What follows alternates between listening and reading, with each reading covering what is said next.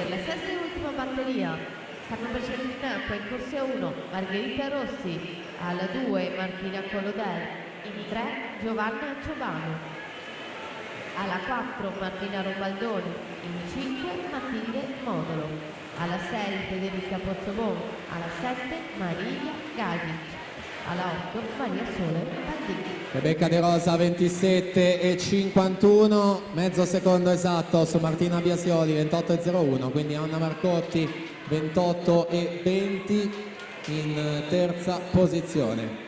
Virata dei 75 subacquea effettuata, sempre con Rebecca De Rosa che conduce per la Rarinantes Torino, 58,30 al momento è il miglior tempo.